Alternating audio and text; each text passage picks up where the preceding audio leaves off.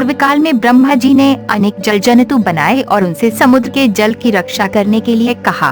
तब उन जंतुओं में से कुछ बोले कि हम इसका रक्षण यानी रक्षा करेंगे और कुछ ने कहा कि हम इसका यक्षण यानी पूजा करेंगे।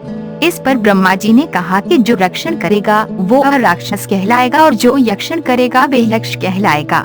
इस प्रकार वे दो जातियों में बट गए। पौराणिक काल में राक्षसों में हेति और प्रहेति दो भाई थे।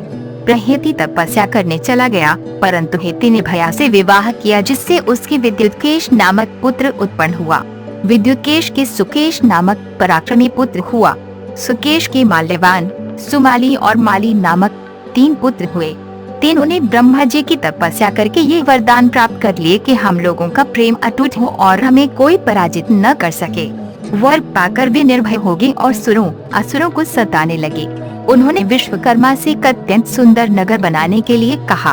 इस पर विश्वकर्मा ने उन्हें लंकापुरी का पता बताकर भेज दिया। वहाँ वे बड़े आनंद के साथ रहने लगे। माल्यवान के वज्रमुष्टि, विरूपाक्ष, दुर्मुख, सुप्तग्न, यज्ञकोप, मत्त और उन्मत्त नामक 7 पुत्र हुए। सुमाली के प्रहस्त्र, अकंपन, विकट, कालिकामुख, धूम्राक्ष, दंश, सुपार्श्व, सनयनादि, प्रधस एवं भारकर नाम के 10 पुत्र हुए। माली के अनल, अनिल, हर और संपाति नामक 4 पुत्र हुए। ये सब बलवान और दुष्ट प्रकृति होने के कारण ऋषि मुनियों को कष्ट दिया करते थे। उनके कष्टों से दुखी होकर ऋषि मुनिगण जब भगवान विष्णु की शरण में गए तो उन्होंने आश्वासन दिया कि हे ऋषियों, मैं इन दुष्टों का अवश्य ही नाश करूंगा। जब राक्षसों को विष्णु के इस आश्वासन की सूचना मिली तो वे सब मंत्रणा करके संगठित होकर माली के सेनापतित्व में इंद्रलोक पर आक्रमण करने के लिए चल पड़े। समाचार पाकर भगवान विष्णु ने अपने अस्त्र शस्त्र संभाले और राक्षसों का संहार करने लगे। सेनापति माली सहित बहुत से राक्षस मारे गए और शेष लंका की ओर भागे। जब भागते हुए राक्षसों का भी नारायण संहार करने लगे तो माल्यवान क्रुद्ध होकर युद्ध भूमि में लौट पड़ा। भगवान विष्णु के हाथों अंत में वे भी काल का ग्रास बना। शेष बचे हुए राक्षस सुमाली के नेतृत्व में लंका को त्याग कर पाताल में जा बसे और लंका पर कुबेर का राज्य स्थापित हुआ। राक्षसों के विनाश से दुखी होकर सुमाली ने अपनी पुत्री कैकसी से कहा कि पुत्री, राक्षस वंश के कल्याण के लिए मैं चाहता हूँ कि तुम परम पराक्रमी महर्षि विश्रवा के पास जाकर उनसे पुत्र प्राप्त करो। वही पुत्र हम राक्षसों की देवताओं से रक्षा कर सकता है। पिता की आज्ञा पाकर कैकसी विश्रवा के पास गई। उस समय भयंकर आंधी चल रही थी। आकाश में मेघ गरज रहे थे।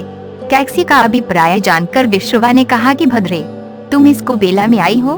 मैं तुम्हारी इच्छा तो पूरी कर दूंगा, परंतु इससे तुम्हारी संतान दुष्ट स्वभाव वाली और क्रूर कर्मा होगी। मुनि की बात सुनकर कैकसी उनके चरणों में गिर पड़ी और बोली कि भगवान, आप ब्रह्मवादी महात्मा हैं। आपसे मैं ऐसी दुराचारी संतान पाने की आशा नहीं करती, अतः आप मुझ पर कृपा करें। कैकसी के वचन सुनकर मुनि विश्रवा ने कहा कि अच्छा, तो तुम्हारा सबसे छोटा पुत्र सदाचारी और धर्मात्मा होगा। इस प्रकार कैकसी के 10 मुख वाले पुत्र का जन्म हुआ, जिसका नाम दशग्रीव यानी रावण रखा गया। उसके पश्चात कुंभकर्ण, शूर्पणखा और विभीषण के जन्म हुए। दशग्रीव और कुंभकर्ण अत्यंत दुष्ट थे, किंतु विभीषण धर्मात्मा प्रकृति का था।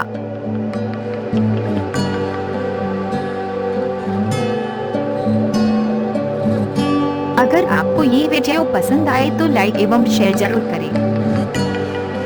आपको हमारा ये वीडियो कैसा लगा ये हमें कमेंट करके जरूर बताएं। यदि आपने अब तक हमारी चैनल को सब्सक्राइब नहीं किया है तो और भी नए और दिलचस्प वीडियोस देखने के लिए जल्द ही सब्सक्राइब करें।